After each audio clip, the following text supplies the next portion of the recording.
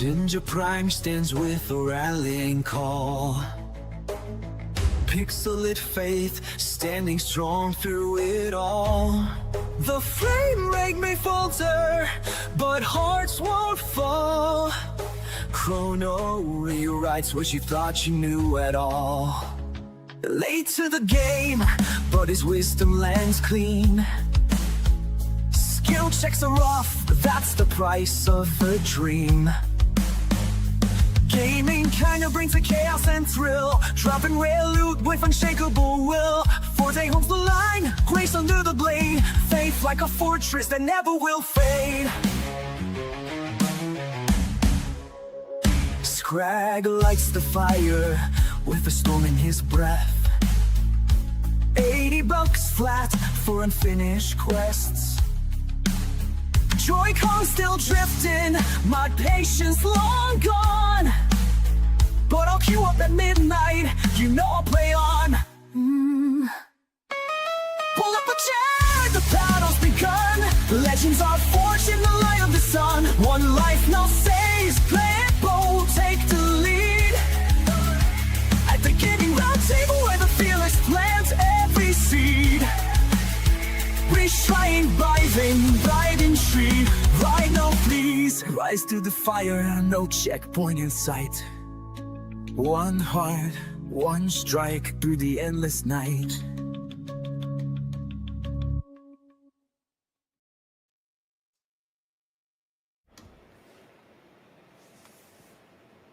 I'm muted. I was gonna let you go. It's great. Let me go. Hello. I was like, I can hear me, but then I was like, wait a minute, there's something wrong here. Welcome everybody. We got the round table assembled. We've got a lot to talk about today. It has been, I think, a really awesome and fun week. Also entertaining to a degree, especially with what I would call the online drama. I feel the console wars are over, but the console war has truly begun. And if you guys haven't seen, just a little bit ago, I believe they were sharing that Sony is talking about how they're kind of gearing up for their real competition, which is the Nintendo Switch 2, because Nintendo Switch for the first time is somewhat attracting third-party developers. And that's been kind of a, like, honestly, when you factor in Xbox, Sony, and Nintendo, Sony has the best third-party support across all the console platforms. Obviously, second only to PC, in my opinion, but we can get into it. Guys, where do you want to start? Scrag, in the pre-show, you were talking about the PC game show being a little bit of a disappointment. Do we want to touch on to that before we dive into everything further? Yeah, let's go over my list of observations. Yes. If you don't mind. I will just be reading these and censoring if I said anything mean. So PC Gamer at the beginning, I think, was expecting some backlash because it was subscriber only mode for 6 months. That was a red flag. I probably should have followed the red flag and just stopped watching. But they did have some cool stuff. They had Neverwinter Nights 2 Enhanced Edition. That's cool. It's got like console controls now. So that's actually a really good game, by the way.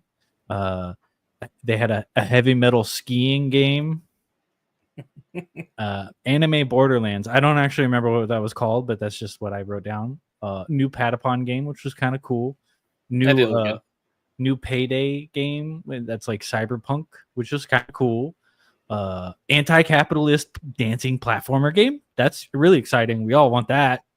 We can't wait. EVE Online again. A lot of city building games. A clone astronaut horror game. That was weird. Another Pathfinder game.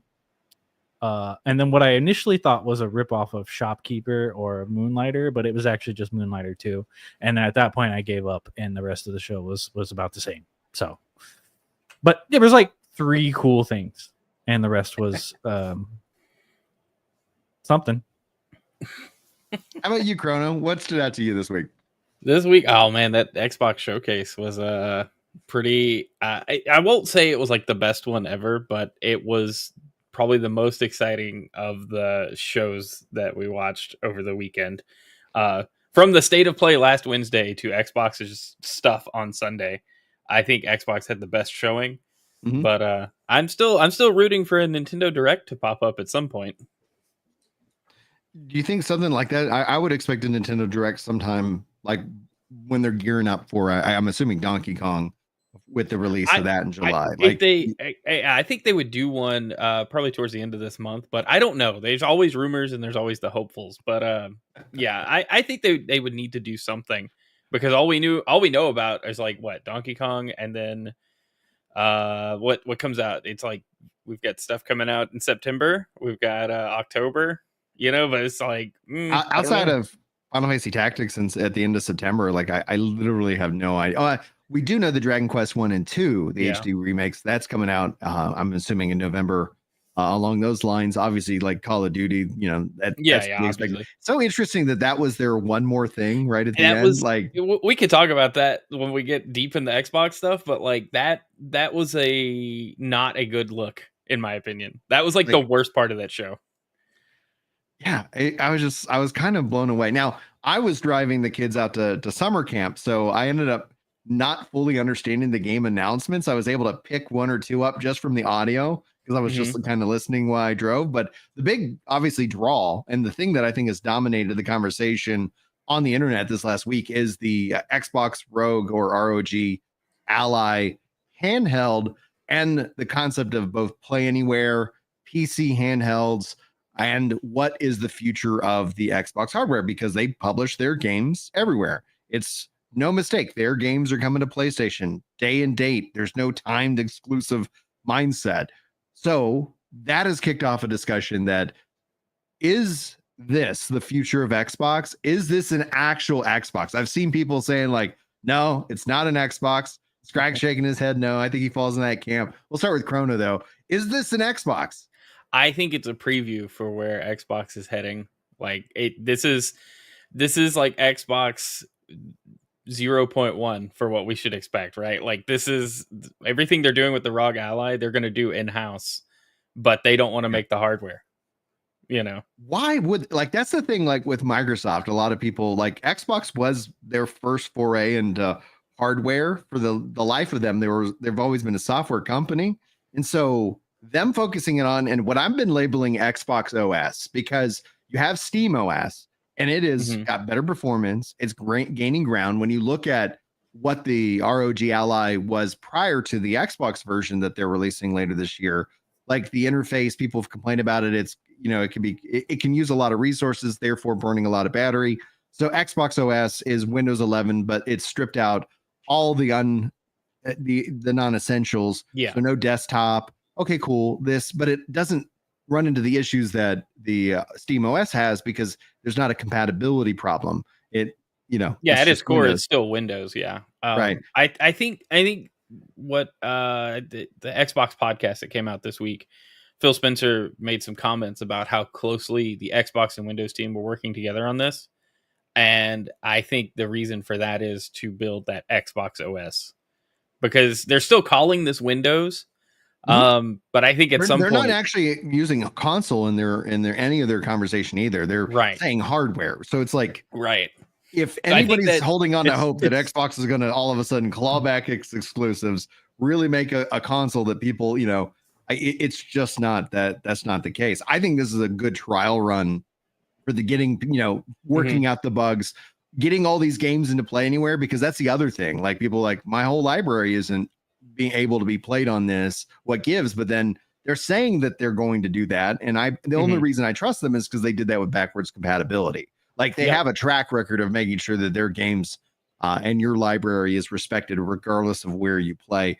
Obviously, PlayStation you'd have to repurchase, because PlayStation don't support Play Anywhere. Well, that was kind of the thing with this show, though. That whole Xbox showcase, the thing was everything they showed was Play Anywhere, whereas before everything was like Game Pass. Game Pass, right? And now it's like no. Let's re-emphasize. We want you to be able to play everywhere you can play. And so, like Final Fantasy 16 Shadow dropped during that whole thing, and I didn't know it was Play Anywhere. And so now, like, I got an Xbox key for it, and now it's like, oh wait, I also have the Windows version now too. Yeah, play where you want. Progress, everything is, it's all together. Same thing like with Metaphor. Same thing with the Pixel remasters. That's where, like, I was talking with one of my friends over on X. We were kind of messaging back and forth, because we were talking about like, okay, what's the roadmap look like for getting more of these games put into this concept of Play Anywhere? Because Final Fantasy Tactics, and I'm going to go back to that because it is my most anticipated game. It's my favorite Final Fantasy of all the Final Fantasies out there. And Final Fantasy Tactics is coming to Xbox. It's coming to PlayStation and Switch. I went to pull up the game on PC, and there's not on Xbox PC. It's coming to Steam, but I'm not seeing it yet in the Xbox PC store. So I don't yet know if that is a Play Anywhere game. But then how does that contrast with what they announced at the show? And in my mind, I'm like, I really think we need to have some better communication on that. What will, and then I don't think it's going to be all your, like the 6,000 games that are across the 360 and whatever right out the gate. But I do think that just like with backwards compatibility, it was like a weekly kind of drop. Like these games are now added into this, boom, boom, boom. And so then it got to be pretty exciting when you were looking for, kind of like what GeForce Now does. Like every week they're like, here's the games that have been added to GeForce Now. So it's kind of like, I always look at that with anticipation and excitement. And there we go. So, well, what this is to me, so this is as to Windows what Steam Deck is to Linux, basically what it seems like. Because they were saying stuff like, oh, we're going to provide developers with tools to make sure it runs on this and blah, blah, blah, which kind of sounds like, all right, this is like a compatibility layer type thing, like Proton. And we're also selling it as an Xbox product so that you can be sure that your Xbox games are going to work. But realistically, it's just another PC, but in like a handheld format. Even though the front end is Xbox, and we had a commenter earlier saying if it's not an Xbox, then PlayStation 5 isn't a PlayStation. That's not what I mean. That's not what they mean. Like, or that's not what I mean when I say it's not an Xbox. It is an Xbox product, but it's not an Xbox because it's going to be running Windows on it that you can get into Windows on it and install other operating systems. I'm pretty sure like within a day of this thing hitting the market, people are going to have full Windows running on it just because you don't want full Windows. You don't want it. You don't want it because it runs a React Native app for your home bar. Like why? That's like so much overhead for no reason. Yeah, I know that's what a lot of people mean, but it is not what I mean. When I say something like a Steam Deck is not a PlayStation and it's not a console, but it is also. So that's kind of, I just want to clarify that. But yeah, I mean, if you use it just as they sell it and you never go into the desktop, sure, you can consider it an Xbox, but it's not. I mean, you can go into the desktop from what it sounds like. Yeah, and it runs Steam as well. Yeah, so they were talking about the third-party runs app stores. Epic. And that's the thing that gets down to the price. I'd like to get some price predictions here just so we can kind of laugh at how ignorant we were in the future when it finally does share, because this isn't going to be subsidized. Like the thing about consoles, the thing about PlayStation, the thing about Xbox as a console, it's Xbox as a platform is really the shift that they're making. And again, that's why Xbox OS it has a ring to it because it kind of, really contrasts with Steam OS, which is really what they're trying to compete against here. But there's no subsidization, which is you see cheaper prices for consoles. So I do anticipate, like, I'm hoping no more than 800, but I'm fully would not be shocked for the Extreme Rogue edition or whatever. Yeah, for the high end. I wouldn't be shocked if it's like, it's $1,000. Yeah, that's kind of where I'm putting. I don't think they could sell it at 1,000.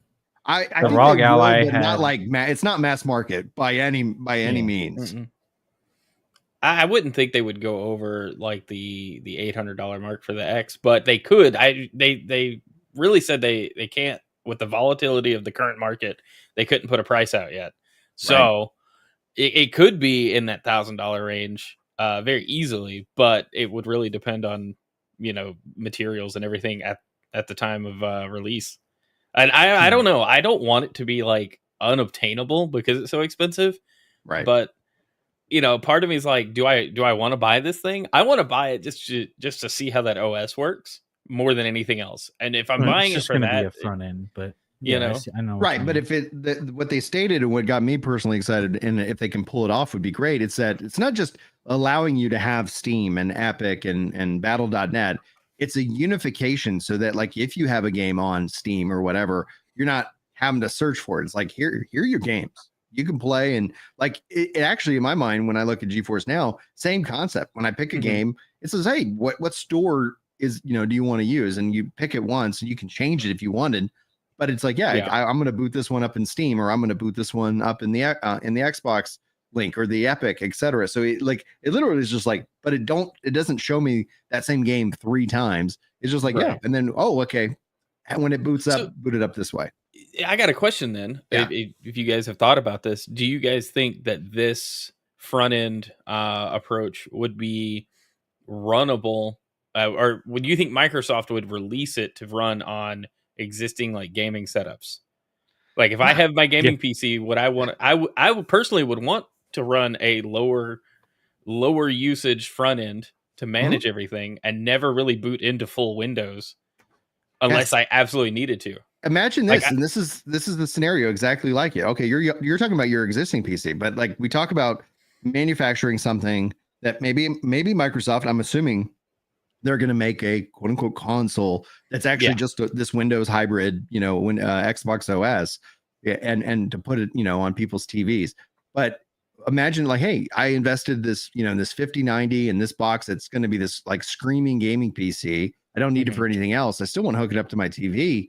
Oh, boot right to Xbox OS. Yeah. Therefore, it is streamlined. And again, this is them trying to compete against the Steam OS, which from a performance perspective has been just killing the Windows side of things. And so this them being able to kind of strip out what they don't need, it still will install Discord. It's your Windows apps can still be there. And I think that's going to give it a real, it's going to be interesting to see how the market reacts to it, because like as this what kicked off this conversation, PlayStation looking at Nintendo as their true competition now, being that Microsoft puts their games on PlayStation. So it's, hey, we sold a game, we made money, right?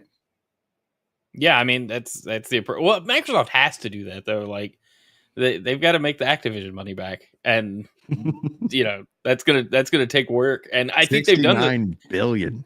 Yeah, I don't mind seeing these games on PlayStation. It doesn't bother me because it just means more people are playing them, and I would rather see the studios continue to be successful than EA shut down all their studios because bad games keep coming out, or disappointing games keep coming out, I should say. I would say bad. That's okay to say bad. It's okay to say bad. But that's just kind of my point, though, is like, with the Xbox OS and the ROG handheld, that next console is going to absolutely, without a doubt, run this, and it'll to the layperson, to the casual gamers that just play Call of Duty every year, that'll be their next Xbox if they're invested in the ecosystem. Suggestively not good. That's great. I like that. There we go. That's like our new review scale.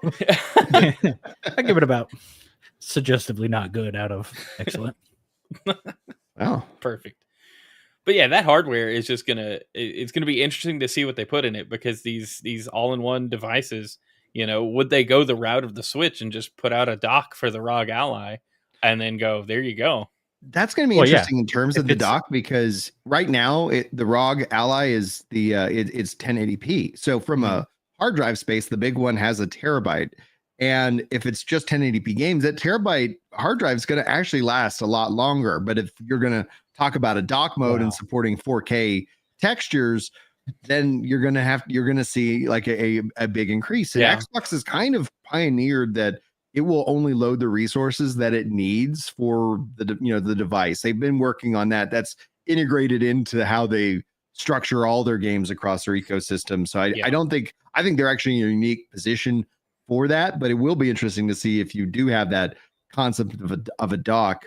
I just wonder, like the heat management alone on that, like why dock it? Like just use it as a handheld, bring out an Xbox, Xbox OS, console, and then you can pick up and play. This is just what we were saying last week. We were talking about the Switch Pro, just like the Switch 2 Pro, just being the console connected to a TV. Like it's just that. Let's just replace it with Xbox, right? In this case, like I would be all about that. But I could see if they did some kind of dock for the ROG Ally, just to extend that market, like, hey, do you want to connect this to a TV but still have this experience? Because that new hardware doesn't exist yet, as far as we know, right? It's still in development. It's it's gonna be whatever. But I don't know. That was a good announcement, and I think having 2 different tiers for it was a good idea, because we're already used to seeing that anyway. And then if you don't want to spend as much, don't. You just got to know what you're buying. Yeah, I don't think it's going to be a mass market device. Like, No. I think it's going to sell, especially to people who are excited about it. It works as a great device for me. Like that is a made for Brian and his life choices kind of device. Like, great, let me kick back and play. And it's going to be interesting to see how that contrasts with my Switch 2, which I put out my review, which comes out as if you're not a Nintendo fan, I don't recommend it. Like, it's just like it's a very thing. Like, if you like Nintendo, it's an easy, like, you probably already own it. Like, it's sold like just under 4 million units. And I see a lot of I've seen a lot of kickback, a lot of drama, online about the Switch 2, especially in the comment section, being both blamed, and we covered that in a comment in the last podcast, for the state of gaming, because how dare we choose to spend our money on a Switch 2. But at the same time, also those that are like, I would rather just invest in a Steam Deck. I would rather just invest in the Xbox ROG Ally. I would rather just invest that money into another bucket. And that's really where the price point of the Xbox ROG is going to be the most interesting, because I don't think it's going to be mass market. And I think a lot of people, especially who are frustrated at the price of the Switch 2, that's only going to then be like, okay, yeah, I could get a Switch 2 for $450, or I can get a ROG for $1,000. Like, there is a real price Steam Deck for $300. Steam Deck for $300. Yeah. I think it'll come down to, I think a lot of those sales for that ROG Ally, the Xbox version specifically, will come down to people who've invested in the Xbox like ecosystem, but want access to like Steam and other stuff, right? Because like I have most of my digital library through Xbox, and it's just, that's how it ended up from the 360 to the Xbox One. That's why I invested, because they kept respecting the library, and we're losing a bunch of games from PS3 to PS4. Right. Like, I was just like, all right, and then Metal Gear Solid 4 is still trapped on the PS3. Like, that's my favorite example of like where Xbox really, really handled that correctly. But the solution that Sony gives is cloud streaming, which isn't a bad idea, except that's, I've already bought the game. Let me just download it and play it, right? Like, I want to play it locally and not have to stream it. And it's just like a personal thing, Yeah, and that's one of the things that kind of held me off of investing very heavily digitally into the PS4, because it was like, all right, well, I might, I don't know if the PS5 they'll do the same thing, but thankfully they did support PS4 to PS5 games, which has been like, I really appreciate Sony kind of. Well, it also helped that the architecture didn't change much at all. Whereas the PS3 architecture was like wildly different. Drastically different. So Switch 2 has the benefit of having a very like similar architecture, but it is emulating Switch 1 games. But I tell you, hands down, like, outside of my issues, and I ran into a bunch of issues with licensing and the virtual game cards, but thankfully this I spent probably 2 hours with Nintendo support over the course of my time with the Switch 2, and thankfully, like, A, great service, B, they were really taking in the feedback, and they're like actually like putting in a feedback ticket, so I appreciate that. I wonder how much, because I put out my review, and the comments kind of fall in one of three categories. This is happening to me too. Oh, it's your fault for buying Nintendo, and you should be shamed, and whatever. Okay, whatever, buddy. Oh, and then, or finally, like, okay, like, no, the Switch is great. I'm having a great experience. I'm not running into that. And it's like, yeah, I know my situation specifically around Switch 2 isn't going to apply to everybody. You even said so. Like, yeah, like, I'm not running into that issue. I was like, I will not link this console to any of the other Switches now, because they said we're going to give you a one-time exception. I was like, okay, all right. Well, I'm not going to deal with this ecosystem, because I don't think it's set up in a way that you have to wait a year before you unlink a console. Like, are you kidding me? I'll be honest, Nintendo isn't the only company that does it. Microsoft has a limit on how many times you can change your home console for the Xbox, and it's been that way since the Xbox One. I think it's purely to prevent people from, like, selling accounts and stuff. Not that stops anybody. You just don't register a home console and have to do the online check every time you want to play something. I mean, that's just how it works. But I think with that situation, it would be annoying. If I had gone through it, I would feel the same way. Like, I wasn't trying to like definitely you're good. not discount like what you were talking about. Well, one of the comments was like, "Oh, well, I don't think I want to get a Switch 2 now if the transfer was that But problematic." that's And not so going to like, be everybody, though. Yeah, right. Yeah, right. and that was like I I did the always whole try to make sure transfer. that I let people know, like, I know some of y'all don't have as many kids, and we got this different switches, and like they're all my son was like, "Hey, can I play this game?" And it's like, all right, like I have no issue with investing in and buying in the ecosystem. I just was like, I think there's a happy Yeah. medium ground that we can all meet into. And it's the simple fact of like, just from a cost analysis perspective, like I know I'm not the only one. I know I'm not the majority, but how much time is being used and they're paying these people to answer and fix these problems on a phone when the software engineer in me is like, this should be easy to manage Right. from a website. Like, if you can't do it on prem on system, at least the website. And some of the features are there, but they're not like And I'm I being think blocked, right? So it's like, to yeah, go ahead. talk about how everybody else manages it, I think Sony lets you deregister your home console from the website. Like if They do. you need to Yeah, Switch or will let unlink you. it. Switch will let you, but that's where all of a sudden, because of just the situation leading into the Switch 2, where my Switch 1s lost, didn't work, wouldn't boot up. And then it's like, no, I don't actually like they're physically here. They don't power on right now. And okay, so now I'm stuck. Like, and so the only like the website is like, we can't help you. And I'm like, oh man, like I just think you can. Because if somebody on a phone can do it, I know a computer can do it. Yeah, like Yeah. that's the thing. And I'm sure you weren't the only person to have that challenge when setting things up. Yeah. I'm sure Well, I that saw those comments too. So it wasn't all yeah. like, oh, this is a situation that only impacted one guy. It's like, no, No. it's No, hit never. others. I put out a guide because of like, hey, here's how you got to go about it. And then if you hit this point, And that's sorry to break it to you, call this number. that's where like the whole digital licensing thing starts to really get annoying, and it just makes me want to go like pure physical, but it doesn't, even then it doesn't really matter, Yeah. but it's like if something happens to my account and it's hardware bound, then like I've got to call support and hope for the best. Yeah. There's not like a definitive way to fix it in every situation. I think Steam handles that pretty well because you can just manage your account wherever. Mhm.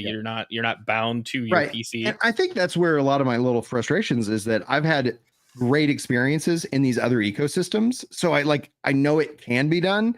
And just like it took Switch from Yeah. Switch 1 to Switch 2 to actually, and I'm going to praise the Switch 2 on this. They nailed online. I haven't had any problems that I ever ran into on my Switch playing games online. That's even Switch 1 games, Smash Brothers, for example. Smooth experience, great connection, really fun matches.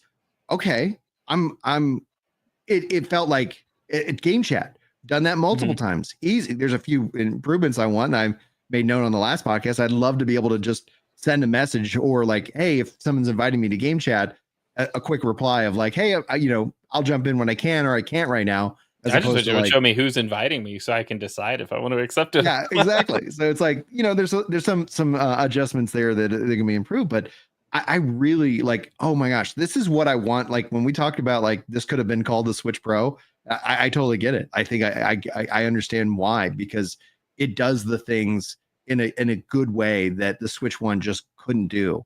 Where it was like, we're going to go to an app for a game chat. No, we're not. I'm going to use Discord, or I'm just not going to play online. If I'm going to go to an app, I'm going to go to an app that everybody else is using. Right. Exactly. But yeah, so it's been interesting. Obviously, like I think that video did pretty well, all things considered, that I didn't play Nintendo. But the best comment that I got on out of the whole thing was, the guy was like, you put out 10 videos, bashing on the Switch. Like, no, it's not even me bashing. Like, it's so funny because one other comment was like, so there's some exceptions, so that means you do recommend it. I'm like, yeah, because it's not black and white, people. Like, I get that there's frustration, but I think a lot of that frustration is online. I mean, I think the game, I stand by that. I don't think the Switch 2 well, so the Switch 1, but the system is what I was looking for from a Switch. So I was like, yeah, I'm pleased. I'm just annoyed. Yeah, I think it's well worth it. Like I'm not frustrated that I purchased a Switch 2 and the only like actual Switch 2 title I have is Mario Kart World. I guess technically Fortnite did release like their Switch 2 version, so I have that too, and it runs really well. You know, it Tears of definitely the looks Kingdom. better. Yeah, Runs great. If I were to buy one, it would be because of my Switch One library mostly. You know. yep, and that's And why I like didn't the feel fact bad that for I have buying it. one. Yeah, Like it's great. Like I've got all my Switch games, you know, and I can, you know, I had the expansion pass, but I didn't own Tears of the Kingdom, so I took the free upgrade on, you know, because of the expansion pass on the Breath of the Wild. But then I was like, I'm gonna go ahead and buy Tears of the Kingdom. It's gonna be great. Colin Prime in chat says he thinks it's gonna outsell the PS5. That's an interesting discussion because I've seen a lot of people really thinking like I was like I don't think the PS5 is going to outsell the PS4. I just don't see it. But and I think that's you're why wrong. Sony put out the numbers they did. They're like, oh well, we finally, you know, are what I gotta pull up the tweet, but they were talking about sales numbers, right? And it just felt like oh well, we're selling PS5 still, and like we're at a good pace for sales because the Nintendo numbers were just dominating the news cycle. But it's also because Nintendo just launched brand new hardware, and the PS5 Pro, And you could buy it. yeah, and you could buy it, you know. But the I didn't see a PS5 Pro PS5 also, for over a year, and in That's person, true. I never saw Right, one. and that's where like the people making the argument that the Switch selling how fast it did is a sign that that the online you know discussion isn't accurate. It's like no, it's that they delayed the Switch 2. They stocked up a bunch of product, and even so Right. much that it actually caused some battery issues because you had a bunch of product with the lithium battery sitting on shelves, and so there's some troubleshooting steps there. But you did all that, and yes, people were. I was like, it's no doubt in my mind it's gonna be the fastest selling console. But the question ends up being long term, and it's an interesting question, Colin. You know, in terms of like, will it outsell the PS5? I do think so because, but this is the argument I've even made with the Switch 1 before, is that yes, it's sold a lot, but in terms of household and player base, I know I bought 4 Switches. I only bought 1 Wii. Yep. So it's that in terms of throughput, yes, more, you know, in people's hands, but I don't think overall gaming like grew dramatically. I think it kind of masked that. Same thing with the pro versions of the PS5 Pro or the PS4 Pro and the Xbox, you know, X, you know, whatever they call it. Xbox is the worst naming in all of gaming. Like it's like, man, somebody hire somebody who could just name your product a very easy to understand, and then I would be pleased. But It's too many words. I mean, honestly, yeah, like it's Xbox a lot of Rogue syllables. Ally X. Yeah, it's That's just a mouthful. It's a mouthful. Yeah, nobody wants to talk about that. But no, I think with the sales though, it's going to come down to software though. The Switch 1 had banger after banger title release from Nintendo, and that's with no third party support really, Right. until like what 3 years in. I mean, we got like the Doom ports, we got The Witcher, we got, you know, Hogwarts Legacy came out. Those games really were like just technical feats in and of themselves, just to be able to even show up on the Switch 1. So the Switch 2 is not going to have like that momentum. It's going to come down to those first party titles still being great, but then what new third party games that we've been getting on PlayStation and Xbox over the last, you know, 5 years will we start seeing come out day and date on Switch and be compelling enough to get the Switch version. Borderlands 4, if that game, regardless of Randy and his like his comments, like if that's a fun game, right, that is crossplay, especially if it's cross progression, like it's an easy thing to add into my gaming collection because I like to what Chili in chat saying, I'm going to go with my hourglass theory that Sony and Microsoft, if you look at previous gens, they all add up to roughly the same sold total. It's just split differently between the two companies. They're basically an hourglass going between the two companies. And we've seen obviously that shift more into PlayStation, especially as libraries got digital. But my point being is that with like the Switch, like I value flexibility to how I can game over like the cutting edge graphics. And people in my comments were like, get a PC. It's like, what if I already have one? Yeah, Like get a PlayStation. Yeah, I already have that. I know that I have a wife who supports my insane hobby of gaming that is pure like time sync with 6 kids and not like having time to really truly sync away. But it's like, yeah, I can play any game that I want on any platform for any reason. So I know I'm in the minority there, but at the end of the day, like when it's all said and done, when these systems are all put together, yeah, I want flexibility. And in the video I did on my review, I showcase like gaming generation leaps when I was a kid, and it's like you have like Link to the Past to Ocarina of Time, and you're like, whoa, now it's Zelda. It literally Tears of the Kingdom, Tears of the Kingdom, and it's like maybe the shading's a little bit better. Like, yeah, the frame rate's definitely better, but we're not gonna. I don't know what PS6 has to do to get people to go and invest in that ecosystem outside of exclusives, of which Sony has already committed basically that their games are coming to PC anyway.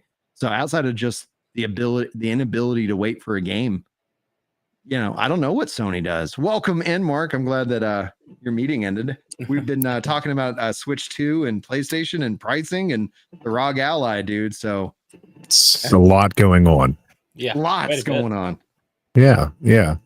I'm enjoying my time with the Switch 2. I have no context on the conversation so far, but I heard you talking about Sony and what they need to do for the PS6, and they're in a tricky position, right? You mentioned they're putting their games everywhere. Consoles sell when they have exclusives. Yeah. And yeah, 8K isn't the ticket, right? That's so. Is ray tracing? Is it? No. Ray tracing, but ray tracing could be like ray tracing and performance could be yeah.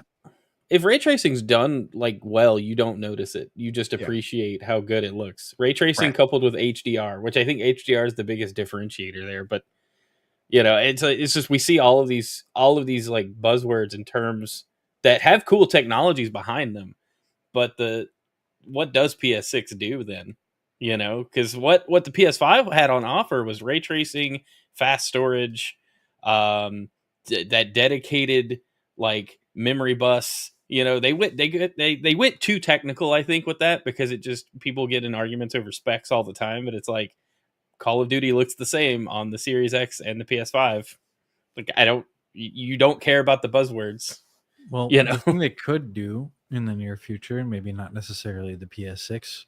Maybe the PS6 Pro, but if they can somehow figure out how to get like DLSS 4 or like whatever the next version of it is working and blow those frame rates out of the water, I'm talking like 240 hertz of 1440p, like my PC, and my PC is like 6 years old, by the way. Sure. However old the 3090 is. Like I was playing 240 frames per second on Stellar Blade, and it looked better than it did on the PS5 when I played it. I was like, damn, that's awesome. If they could figure out that on a console and make it affordable, they'll win no matter what. Switch 2 supports DLSS. I don't know which version. Do y'all recall? It's not said, I believe. Like all they said is it's a custom architecture somewhere between the newest Lovelace architecture and the one right before that. So somewhere between like a 4060 and a 5060. Yeah, basically. So to that point, though, I don't think they've said the formal DLSS version it's using. It's probably because it's such a custom implementation anyway. It wouldn't matter if they put a number behind it, because it's really specific to that chip and that whole system. Yeah, I'm curious about that though. Like a higher hertz than 120 also requires on a console TVs that would support it, and that's the other conversation with consoles is that's why 8K won't work, because no one's really buying 8K TVs. We're a long way of having 8K as a, there's no 8K cable, there's no 8K streaming service. So that 240 hertz TV panel, I'm sure there's some that exist, but you kind of have to go for the lowest common denominator, what most people have. And PlayStation works with AMD, right? So they want to, does AMD, they have PlayStation's FSR. Yeah. So to your point, though, that's getting better, and something like that to improve it. I mean, that's what the Steam Deck has too, and it was great. I'm saying, if I'm not mistaken, FSR is more of an open standard. Like anything can implement FSR, whereas DLSS, you have to have NVIDIA hardware. Correct. It's hardware bound, which, I mean, that is what it is. And, even Microsoft partnering with AMD all the time as well. The Xbox and the PlayStation, like, hardware routes really parallel almost every single time then. Because Xbox One, PS4, minus Xbox One's weird, like, specific architecture, the CPUs are almost identical. All this just makes me think how we understand consoles with AI getting better, with these AI tensor core chips getting better and better and more efficient, like what we see with the Switch 2, this small thing playing Cyberpunk on my 77-inch OLED, it's blowing my mind, right? It's not a PS5 playthrough, but it's still so good that it's crazy. Is the future not pushing performance more and more, but taking these performances that we're getting with a PS5 or PS5 Pro and putting it in a more affordable, more dynamic form factor where it's both a home console and a portable console, right?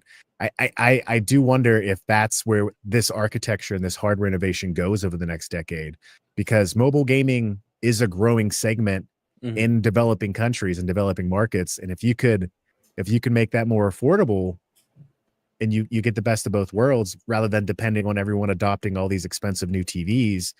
Well, it's good. Sorry, I didn't mean to interrupt. You're good. In markets where not everyone has a car, i.e., everywhere else in the world except America, handhelds are like going to be super popular. Like, I think I've mentioned this before, but I'm in a few Japanese servers, and I've mentioned before, hey, does anyone want to play Elden Ring Night Rain? And they're like, no, we all have Switches, because that's a handheld and we could take it out. Yep. Like train, bus, airplane, doesn't matter if you're not the one driving. Like portable gaming is going to be huge. Yeah, I've been in the Philippines, in Vietnam for work, and these are people that commute 2 to 3 hours a day in the morning and at night on a large bus to get to these work locations, and they're playing on mobile devices. Some of it's cell phones, some of these, games that you've never heard of that are huge that people are playing on these phones. So like, how do you tap into that market and bring all these great IPs that you have locked in on consoles right now? That's what Sony has to push for. And I don't think it's porting games to phones. I think it's making a device that is that best of both worlds. But is that the PS Portal or is that the Xbox ROG Ally? It's the beginning of that, I think, right? I'm optimistic about the ROG Ally because of the better user interface. I still have to get my hands on it. I like the ROG Ally, the original one, but the user Windows just sucked on it. That's why I avoided it, because I was like, oh, it runs Windows. This will be really interesting. And then it's like, the price point. I was like, well, maybe I'll wait to see what people say. And then the reviews came in that the user interface, everything was just clunky. I was like, all right, I'll wait. I was playing Destiny 2 on it at like 120 frames, and I was like, this is crazy. But then when you load a game, like on a PC, it's like these administrative pop-ups that would pop up on Windows. Those would be there, but you wouldn't see it. So from the user experience perspective, the game would try to load, then would freeze and crash. Then you'd have to back out, hit OK on this little red box. But I don't know if it's the PS Portal, but it could be whatever PlayStation's working on for their next handheld device that's rumored, right? Yeah, whatever it is, it needs to be able to play games on its own, though. Because the Portal needed at least cloud streaming. Right, like that still being in beta. I think I said this the last time we brought it up too. It's just, how does it not have cloud streaming natively, like at all? How did you release this purpose-built home console streamer? I honestly think that, like, to y'all's point, is that in terms of flexibility, is that if you don't have, or like, hey, you got internet and you don't have a lot of money, hey, we got the PS Portal, $200 entry point. That is a very user-friendly entry point, especially when compared to all the other prices we've been seeing over just the last 2 years. But then essentially it's like, oh, if you want to have it actually to run it natively, there's an additional cost into that investment. And so then you, the consumer, actually have more choice. You've got, if you've got high-speed internet, and it doesn't even have to be that high speed, but and then it's just a function of time. Not everybody's got access to it, but the internet continues to roll out. We didn't have fiber optic here at the house until a year and a half ago, and now we do, and it's great. Let's go. I mean, I just got it this week, and my life has already increased in measure. Your connection here has also been phenomenal. Sometimes you go robotic, or you did. I know, So what I'm hearing from all of this discussion, though, is essentially Brian's ahead of the curve. And we're all just going to be portable gaming at some point and just living it up. Maybe. Portable, yes. Streaming, no, not so much. Yeah. I think the future relies on growth sectors. And I think the use case for a growth sector is something you could take on the go. because it's a lower point of entry. You don't need all the additional technology to dock it or whatever, but if you can do both and you can guarantee a good user experience that isn't, on a mobile device or Windows 11 pure. Dude, I call it what's Xbox that? OS for the new Once Xbox that system. Xbox Okay. OS drops, I can't wait to see how quickly people like that have the older ROG Ally devices or any of these upgrade to it. streamers just go, okay, this instead. I'm surprised we haven't seen more people like try to, hack Steam OS onto everything. I don't know if it's open They have to been install. the they entire have been? time. Yeah, Yeah. there's like Okay. multiple branches. Like people. I doing it. haven't seen like anything in my own feeds or anything, and it's not like I'm gonna go research it because I don't have a handheld PC. But that's awesome. Then it's a new level of competition we haven't seen. And that actually brings us right back to the kind of what we opened the show with. And I'd love to get Mark's thoughts, because Sony is signaling that their true competition is the Nintendo Switch 2, because it is actually attracting third party, which has been their bread and butter. So I think essentially, like from just a design perspective, if Microsoft puts your games on the Nintendo and on the PlayStation, yeah, Nintendo is your real, like it. That's why I said the console wars are over, and the console war has begun between Sony and Nintendo. And I think essentially Sony used to make handhelds until Nintendo just mopped the floor with them. Do you think the PS6 is something in terms of at least where we saw the Series S and the Xbox X, where you have kind of a portable and then you have like a main TV one? Go ahead, Scrag. I have some context for that. Okay. So the main reason, and I've researched this a little bit because I'm a fan, but the main reason that Sony lost the console war or the handheld war back in like 2013, 12 or so, specifically in Japan, is because of Monster Hunter. Nintendo paid a whole lot of money to get Monster Hunter as a Nintendo exclusive, and that at the time was the most popular game that you could play on a handheld or really anything over there. So that was a big factor in Sony stopping making handhelds. I would agree with that, and I would add, it sounds like games, right? So yeah, because we've seen consoles that were wildly successful in Japan, but did horrible everyone else. Like the Sega Saturn, I think outsold the PlayStation 1 in Japan, I believe. But that doesn't mean it's going to be like, so it comes down to games. And the rumor is PlayStation's apparently working on some handheld device they're going to try to launch between the PS5 and the PS6. To your point, Brian and Scrag, it should run games natively, and it would be great if it was this kind of Xbox Series S kind of Switch almost like product. I think that would be very, very popular. It's interesting though, because I read a lot of those interviews this morning from the heads of SIE, Brian, you were mentioning, and Sony, I think, is right. Where I think they're at a disadvantage is what they've already begun to do with their first party games. And I get why they did it, right? We've mentioned this before, but like Spider-Man 2 from PS5 cost about $300 million. They sold close to 12 million units on the PS5. They need to make that money up somewhere. They put those big expensive games on multiple consoles. That makes sense. Nintendo has these great first parties with innovative games, but they spent about $80 million on Breath of the Wild. And look how many units it sold. So that fact that Sony already opened the door, I don't know if that's a door you shut easily. And I only bring that up. Yeah. And especially because this has been also a big part of the Xbox ROG discussion. I've seen people making the case that Sony will hardware block their PC games from running on it. And I go, will only, let's say they do. Let's say they do. That is only well, I know, but I'm saying, like, let's say they do. Let's play this out. All right. Do you like lighting millions and millions of dollars on fire and legal fees? Because that will literally kick off a big lawsuit. It could be coming from Microsoft, who could be kicking it off. It could be coming from consumers who, I bought this on Steam. I have Steam here, but it's saying that I can't run this game, even though the hardware is there to run this game. And there wasn't any kind of like, well, et cetera. So I think Sony and their games are going to be like I've been saying are happening for years and called horrible names, but it's always so vindicating to be like, yeah, guys, I told you. It's like, all right. But it's, you're going to be able to play PlayStation games on the Xbox ROG Ally. And I think essentially on the next hardware that they release to the TV. because it's going to run Xbox OS, and Xbox OS runs any of these game stores. I do think, and what do you think about the rumor that Sony will make their own PC storefront? I think they should. I think they should, yeah.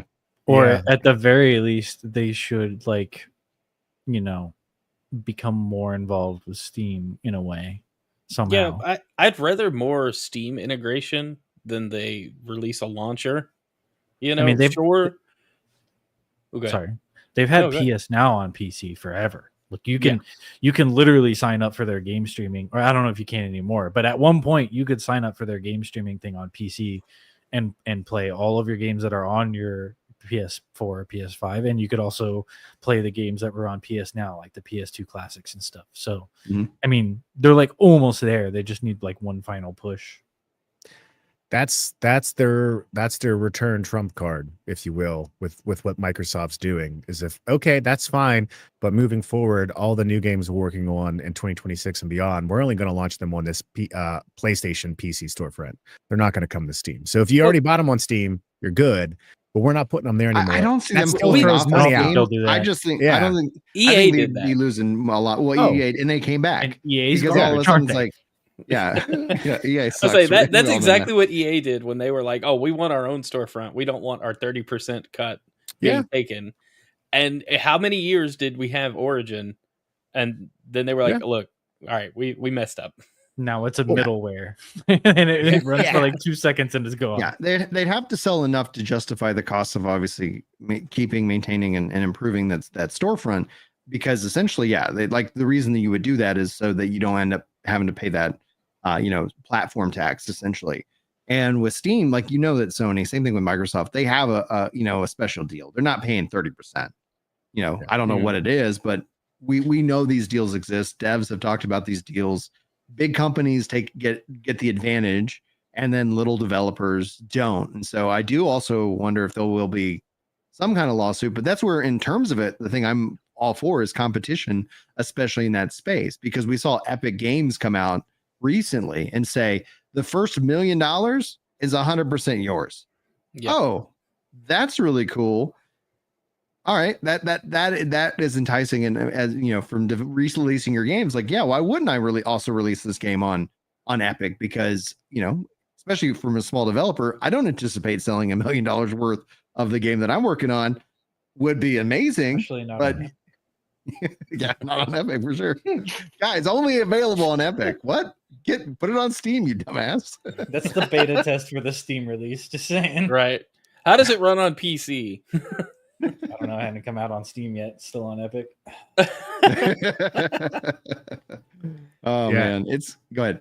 I was just gonna say, but even if Sony did that, to your point, they're leaving money on the table. They would need to be on Steam. No one wants those launchers. No matter how many free games Epic puts out. I hate Epic. Nothing personal. I just I don't want to have to launch something else. It comes down to a simple consumer behavior. So if the future continues as is, where Sony can't shut that door with what they've had to do with their first party games, and Nintendo, given that there are these limitations we're talking about with next generation graphics and all that stuff, and third party publishers do bring everything to the Switch too, and it looks good. Nintendo's in a really good position. Sony is too, but they're starting to become different things, kind of like what Xbox became from Microsoft too, which is fine. Sony isn't just gaming and entertainment. They're such a big company, right? They're buying TV networks and all that stuff on top of their camera and television divisions. So it's just going to be a change, I think. That's all. Do you see Sony, or at least if you do, what kind of time frame, getting rid of their timed exclusives, because they're already doing it for the multiplayer stuff? Do you see that happening at some point in the future? Well, they've already announced that they're still going to have single player experiences timed. I think that was announced today or last night. I don't know. I think it depends. I think that's probably that was a good strategy for them to do in this new world where they're trying to bring games to other places, because realistically it's motivated me to get a PlayStation. I'm like, I want to play the new God of War. I don't want to wait 2 years. Yeah. So if it works for me, I'm an idiot, and most other people are like me. So not, that's inflammatory, but you get my point. How dare you? I mean, I agree, but how dare you? I think I don't see them changing it until the cards tell them to, Et and tu, Brute. yeah. So yeah, it's going to be interesting. I tell you what, Brian, if you're right, and this next Xbox device is this quasi Xbox Steam home device that works like a console, that doesn't, I Right. bought the Alienware version, it doesn't run as good as the Dell Xbox, all that. If they can avoid that, God, I hope so. that's my concern. Then why do I I think buy a it PlayStation? even right, but also it allows you, like in me, like I also envision not just like where you're buying it from Microsoft or Alienware, but you literally can just install Xbox OS on a PC, any PC, and boot to it. Imagine Yeah. having a boot drive where you're like, you know what, I'm gonna migrate my 4090 is now an Xbox, and it's like I'm running these games, and then I can drop off at and then you start to think what else can they support? They've already said Discord's going to easily run on it. Imagine being able to fire up your OBS. Right, that's what I was boom, thinking. You're streaming. What and if gaming. what if I'm able to actually like use a single device to actually run a stream and stream off of stream my PC games without having the bulk of Windows running, but still have access to those Windows apps? And I think that's appealing to me, and maybe I mean, obviously Brian, you as well, but like maybe a bunch of other creators can see kind of that route. It becomes really compelling to just have Xbox OS be the OS if it all works that way.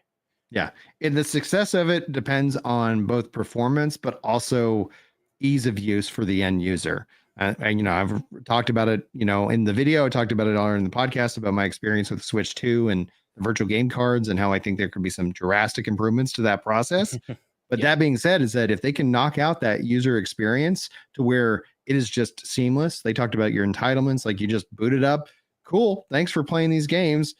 Okay. And then you're not having to jump through these hoops. Sure, there might be somebody who finds a loophole and is able to take advantage of something. But I always kind of get frustrated when it's like, yeah, there's one person out there who sucks. Why punish the 99% of us who don't? Like we're just like, I'm just here, want to play my games. I don't want to deal with all this nonsense.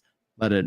So I think its success depends on its ease of use. Like if it's what I envision, and this is where expectation versus reality is going to be really interesting to measure up, because the way it sounds like on paper, I can see my games, I can see my friends, and it doesn't matter what platform they're in. It's just unify my experience, let me play and fire it up. And that's another thing. I really like what Switch 2 did. I've played more online on the Switch 2 because it actually works versus what the Switch 1 offered. I would run into so many problems. It just wasn't even worth it. And so I didn't. Now playing Smash Brothers, great experience. Took them 8 years. But I'll take They did do a very Nintendo thing with it though, right? Because it took them a long time to get there. But when they did do it, they did something that I think a lot of people are going to want to copy with this kind of approach to headset free, ease of use, kind of couch online gaming. And it's great for streaming. Like I've gotten into streams where I'm co-streaming with a friend, but instead of us sharing our audio on Discord or Twitch, we're just in a Nintendo Switch 2 game chat lobby. We're talking over the Switch mic. The OBS is capturing that. It's real convenient. Good. Now it was kind of weird because I knew you were live, and I was like, oh man, maybe I can jump in on some Switch and just chat. And I was like, I didn't want to, so always welcome to invite me. Marcus approved. Yeah, it's very easy to do it on streaming, and it's just again so seamless. The only thing I will say is now my wife is very privy to all the very weird things all my guy gamer friends say, and I welcome it. Honestly, she needs to hear more of it. Let her read the group chat, right? Oh, I share the memes my friends send me on Instagram, and she goes, "You guys are weird." I'm like, it's hilarious. Yeah.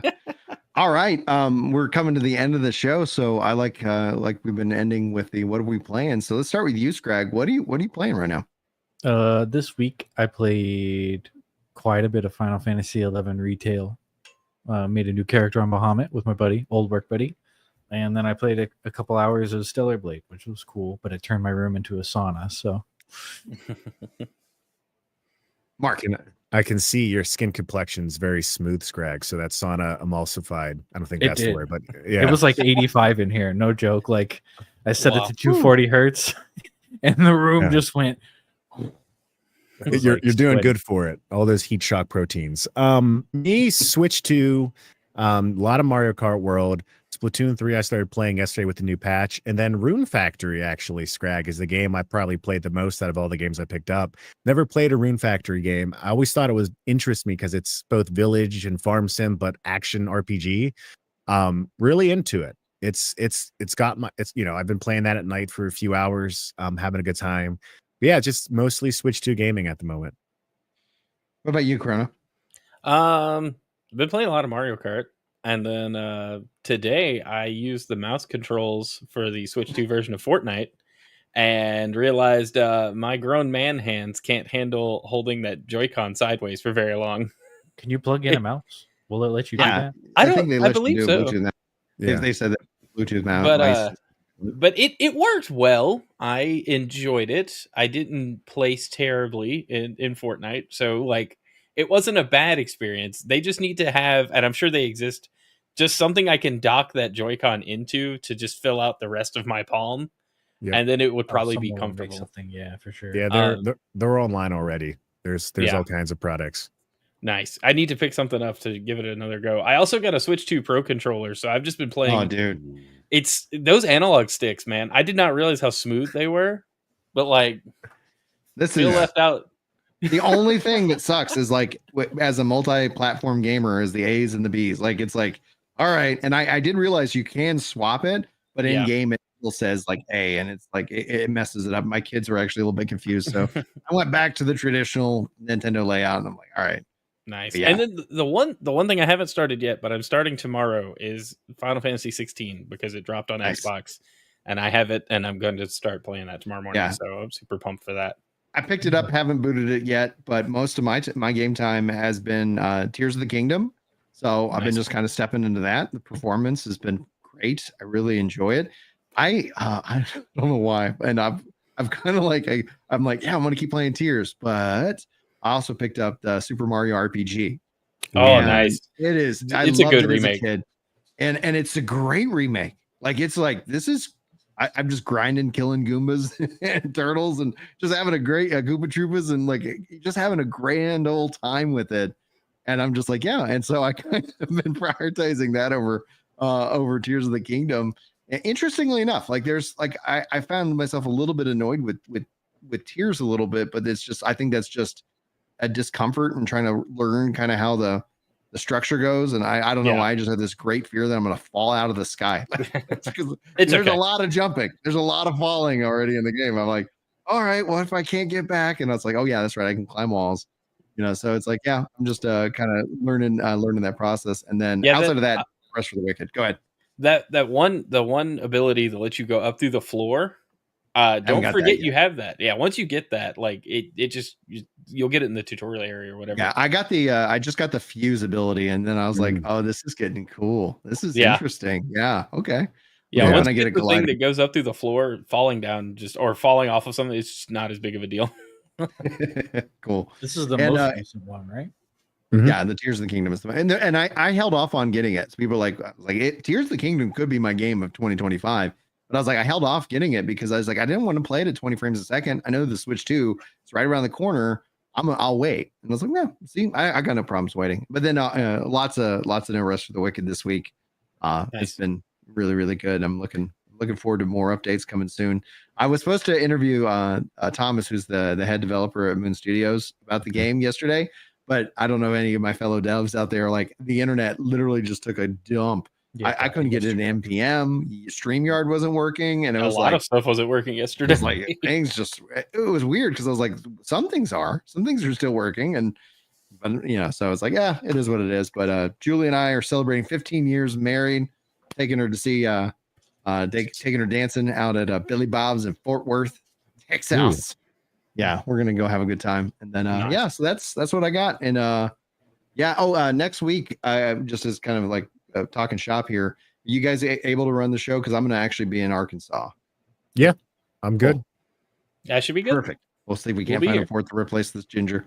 Find somebody with a red beard. Let's go. The bearded podcast.